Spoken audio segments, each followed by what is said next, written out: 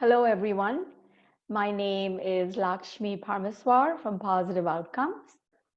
And today I'm going to be talking with you about boundaries in the therapeutic process.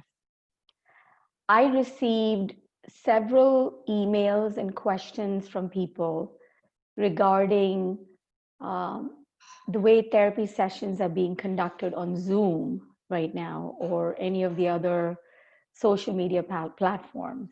Um, WhatsApp video, Zoom, FaceTime, uh, Messenger.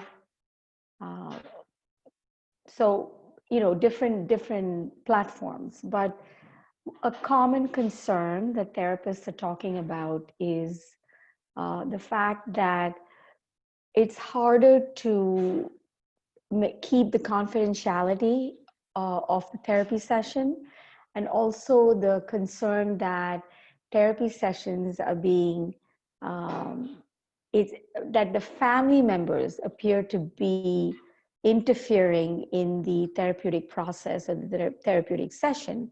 And so there are a lot of questions about confidentiality. There are a lot of concerns about privacy and the sacredness of the whole therapy session.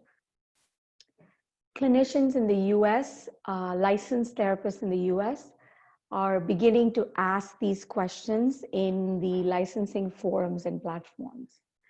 In India, um, I guess that there are informal conversations about these issues in various private groups. I'm hoping that they are. And if there aren't, then I guess these questions are coming up and clinicians are looking for answers. So I just thought I would do a little blurb on boundaries uh, through this recording. So I want to talk a little bit first about what boundaries are in the context of therapy. And so I'm going to read something to you that I had written and posted some time back.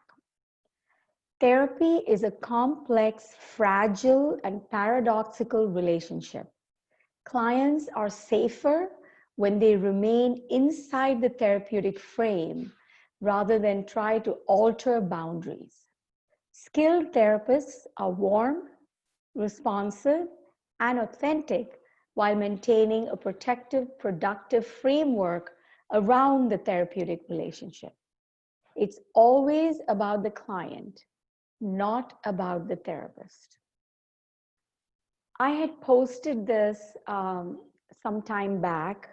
I think it was before COVID.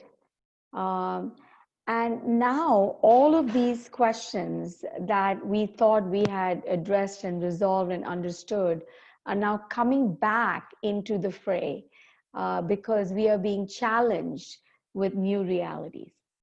So when I ask people the kind of interferences they're having in a therapy session that is done on Zoom, etc., one of the things that a clinician said to me was she's finding that the family members are finding themselves interrupting the session.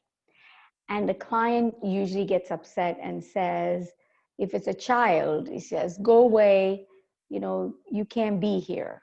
That only triggers the curiosity of a child even more. Or there is a lack of privacy because spaces are small and what is being said can be heard. Even if people are using headphones, etc., at least what one person is saying can be heard. And so that is a concern, right? Because if somebody is eavesdropping into the session, then that creates a whole bunch of other issues, not to mention that it doesn't feel safe.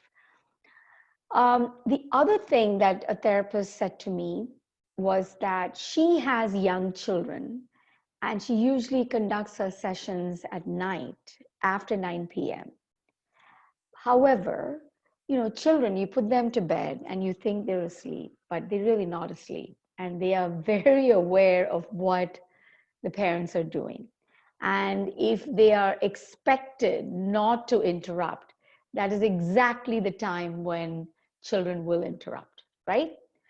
So she finds herself struggling with the fact that she has her own children interrupting her sessions, and it makes her embarrassed. It just seems like the therapist doesn't have it all put together, and it just seems awkward, and these questions are coming up.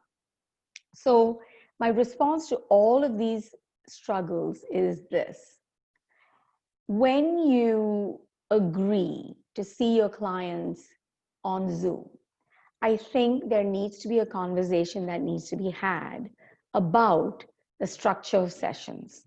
Um, my recommendation is that if you anticipate a lot of issues, have the first session free just to discuss the framework of the therapeutic experience. Talk about consent to treatment. How are you going to get consent to treatment? Talk about the charges, if charges are involved. Talk about the timing. What is a good time? What is a typical day in your client's life? Look at your own schedule and then decide what would be the possible time periods that you can actually see this client. The next thing is, talk about the concerns, talk about privacy, talk about confidentiality, talk about safety issues. Because when clients are sharing things with you in a therapy session, they're usually very personal, and there are things that they will share with you that they have not really talked to anybody about. And also, uh, it's their time. It's a place for them to come and talk with you, talk with a professional, talk with someone who can be a sounding board, someone who can give them maybe a perspective, someone that they just need to talk to, to get it all out of their own system. Maybe they don't need anything else from you as a therapist, at least initially. So it's a very sacred space, and to preserve the sanctity of that space in these Zoom sessions, we have to talk about it. Just like we say in therapy, if something is bugging you, bring it up, talk about it, we'll figure it out. Same way, the structure of the session, the context of the session is also very much that. And I would suggest that you have a free initial consultation or a free initial session where you can predict and anticipate these issues and discuss them honestly and fairly. So I hope this throws some light into this issue of the structure of sessions. Now, more specifically about boundaries. When you have somebody telling you that, they're having a difficult relationship with somebody in the family, maybe there is an issue of domestic violence, maybe there's an issue of some kind of abuse, verbal abuse, maybe there's an issue of power and freedom, and there's a threat to personal safety in some way, shape, or form. It's really important that you find a creative way to respond to those fears and respond to those issues. Now, each situation is very unique, and I believe that there's always a solution that we haven't thought about. And usually it is a client who will come up with that solution, because they are intimately aware of their struggles and their circumstances. And while you can be an objective professional, an objective outsider, a lot of times they know their world a lot more intimately. And so, your skill lies in the fact that you engage them in that conversation and come up with a solution that works both for them and for you. If there are any specific questions in this area, please feel free to reach out to me, and I shall respond to you on a one-on-one basis. Good luck to you in all the work that you do, and do not forget to practice some self-care along the way. Thank you so much.